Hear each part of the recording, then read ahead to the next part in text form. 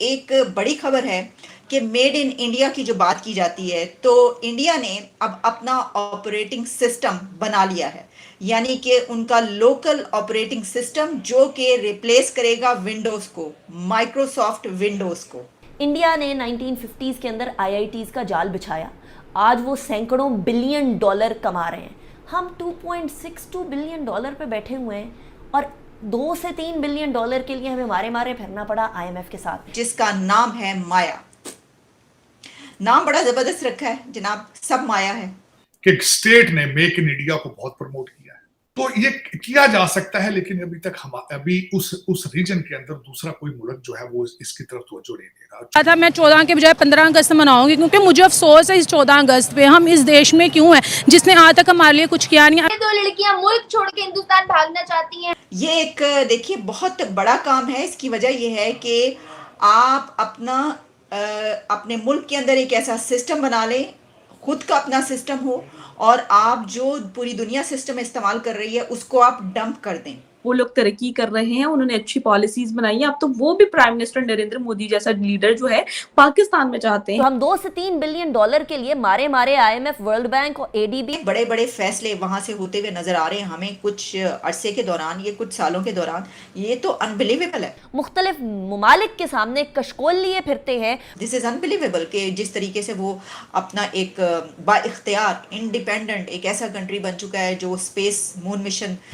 Hello friends, जय Hind. Hindustan special में आपका स्वागत है। दोस्तों, साइबर सिक्योरिटी को लेकर पिछले 5 सालों से भारत युद्ध स्तर पर काम कर रहा है, लेकिन अब भारत का अपना ऑपरेटिंग सिस्टम माया बनकर तैयार है और इसे भारत सरकार द्वारा इस्तेमाल भी किया जा रहा है। वो दिन दूर नहीं जब माइक्रोसॉफ्ट विंडोज को हटाकर माया का इस्तेमाल किया जाएगा। इसी कड़ी में साइबर सिक्योरिटी को ध्यान में रखते हुए रक्षा मंत्रालय ने एक बड़ी घोषणा की है।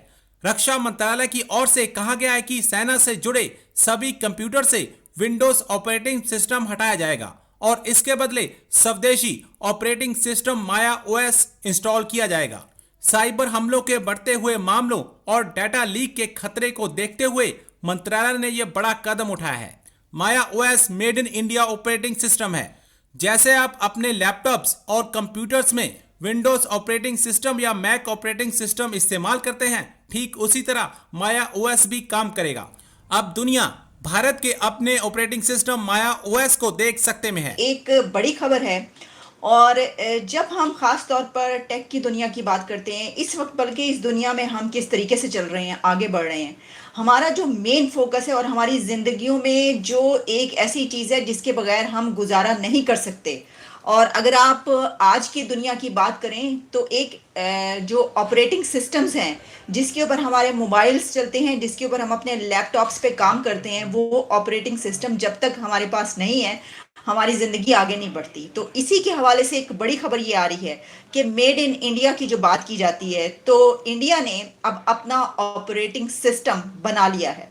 यानी कि उनका लोकल ऑपरेटिंग सिस्टम जो कि रिप्लेस करेगा विंडोज़ को, माइक्रोसॉफ्ट विंडोज़ को। ये एक देखिए बहुत बड़ा काम है। इसकी वजह यह है कि आप अपने मुल्क के अंदर एक ऐसा सिस्टम बना लें, खुद का अपना सिस्टम हो, और आप जो पूरी दुनिया सिस्टम इस्तेमाल कर रही है उसको आप डंप कर दें। तो क्या इंडिया अब माइक्रोसॉफ्ट विंडोज़ को डंप करने लगा है और अपना सिस्टम इस्तेमाल करेगा? इसके हवाले से कुछ डिटेल्स आज सुबह सुबह आपको बताए देते हैं। इसके हवाले से उनकी जो मिनिस्ट्री ऑफ डिफेंस है उन्होंने ये फैसला किया है कि अब वो रिप्लेस करेंगे विंडोज़ को, ख़ास तौर पर उनके जितने भी तमाम इंटरनेट कनेक्टेड कंप्यूटर्स हैं, with a new operating system जिसका नाम है माया। नाम बड़ा ज़बरदस्त रखा है जनाब, सब माया है। ये बड़ा ही मशहूर गाना भी है। तो माया जो है उसको अब इंडिया में इस्तेमाल किया जाएगा, लेकिन अभी कहाँ कहाँ इस्तेमाल होगा? देखिए, ये जो इनिशिएटिव है, कहा यह जा रहा है कि इसको सबसे पहले जहाँ पर इस्तेमाल होगा वो डिफेंस है। अब डिफेंस में नेवी ले सकते हैं आप, एयरफोर्स है, और फिर ये कि आर्मी है।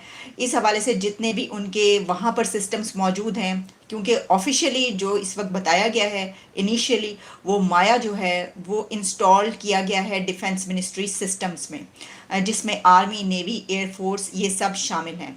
और इसमें ये भी कहा जा रहा है, यानी इसको अब आप समझ सकते हैं कि इस साल के एंड तक ये जो है फंक्शनल हो जाएगा। ये फैसला किया गया और इंस्टॉल किया जा रहा है, और उसके बाद इस्तेमाल करना शुरू कर देंगे। अच्छा, अब इसके बारे में ये बात भी है कि नेवी ने जो है इसको बिल्कुल क्लियर कट ये बताया है, आर्मी और एयरफोर्स जो हैं वो भी इसको इवैल्यूएट कर रहे हैं, और इसको इसी तरीके से ऑफिशियली जो है वो डिक्लेयर किया जाएगा, इस्तेमाल किया जाएगा। अब माया ऑपरेटिंग सिस्टम जो है वो विंडोज़ को जब इसको रिप्लेस कर देगा तो उनके तमाम का तमाम डिफेंस सिस्टम जो है वो इसके ऊपर आ जाएगा। क्या डिफेंस से आगे बढ़कर इंडिया इसको अपनी पूरे मुल्क में भी इसको लागू कर सकता है? उसके अंदर obviously lack of education, proper education. India ने 1950s के अंदर IITs का जाल बिछाया, आज वो सैकड़ों बिलियन डॉलर कमा रहे हैं। हम 2.62 बिलियन डॉलर पे बैठे हुए हैं, और 2 से 3 बिलियन डॉलर के लिए हमें मारे मारे फिरना पड़ा IMF के साथ। क्या विद मिनिमम इन्वेस्टमेंट ये इंडस्ट्री पाकिस्तान को इस लोन के जो एक नासूर है हमारे साथ चिपका हुआ, इससे जान छुड़ा सकती है? अभी तक हमने क्या गलत किया है जिसको अब हमें सही करने की ज़रूरत है, जो अब होने की तरफ आ रहा है? आई थिंक सिर्फ IT का सेक्टर निगलेक्टेड रहा है, जिस पे इतना ज़्यादा ध्यान नहीं दिया गया। बजट में चीज़ें उस तरह से उनको फैसिलिटेशन नहीं दी गई, जिस तरह से सर ने कहा कि इनको जो है basically ease of doing business is something that every investor needs, चाहे वो लोकल हो चाहे वो इंटरनेशनल इन्वेस्टर हो। ठीक है, जब तक आप उनको वो इन्वायरमेंट प्रोवाइड नहीं करेंगे जहाँ उनकी इन्वेस्टमेंट सिक्योर है, तब तक जो है वो अपना पैसा इंजेक्ट नहीं करेंगे किसी भी जगह पे। अच्छा, हम जैसे काम भी करते हैं तो हमने देखा है कि अगर हम इंडिया की बात करते हैं लोगों से कि उन्हें कभी किसी ने नहीं निकाला, उनके कभी किसी ने बुराई नहीं की, उनको तो वो खुद वीज़ा देते हैं कि इतने हज़ार वीज़े हमारे पास है, आज जो इंडियंस आपको काम मिलेगा। तो पाकिस्तानी फिर आगे से कहते हैं भाई उनके पीछे हुकूमत का हाथ है, हमारे पीछे हाथ नहीं। हम ये क्यों नहीं कहते कि वो बड़े काबिल लोग हैं? आजकल दुनिया को हुनरमंद लोग चाहिए, टैलेंटेड लोग चाहिए, तभी तो पैसा वो देते हैं। टैलेंटेड लोग नहीं होंगे तो वो क्यों बुलाएंगे? अगर हम भारत की यूथ की बात कर लें, जिस तरह से हम वीडियोस देखते हैं, उन्होंने अपना एक लेवल मेंटेन किया हुआ है।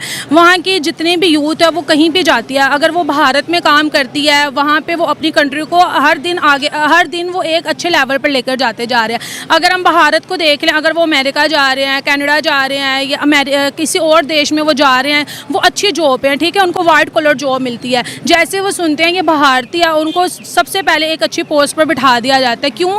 पहली बात, उनकी एजुकेशन बहुत ज़्यादा बेस्ट है। हर जगह आजकल एजुकेशन का ट्रेंड है, जिसकी एजुकेशन अच्छी होगी उसको हर अच्छी से अच्छी पोस्ट मिलेगी। अगर वो पाकिस्तानी है ना, लेकिन पाकिस्तानियों के बारे में ये मशहूर है कि जो इनकी डिग्रियाँ होती हैं ना, ये भी जाली होती हैं और पैसे रिश्वत दे के इनको पास करवाया जाता है। एक तो इस चीज़ ने इनकी रेपो ख़राब कर दिया है। अगर हम भारत की बात करते हैं, उनकी डिग्रियाँ बिल्कुल जेन्युइन होती हैं, वो अपनी मेहनत पर आगे आते हैं। मोदी जी की बात कर लें, अगर हम अपने PM की बात कर लेते हैं, शहबाज शरीफ की कर लेते हैं, मोदी जी की कर लेते हैं। मोदी जी का अब देखो, उन्होंने कितनी बड़ी अनाउंसमेंट कर दी है। जब मैं ये सुन रही थी मेरे होश उड़ गए। उन्होंने बोला कि मैं 4th नहीं, मैं अपने इंडिया को 3rd इकोनॉमी, दुनिया के लार्जेस्ट इकोनॉमी पे ले आऊँगा।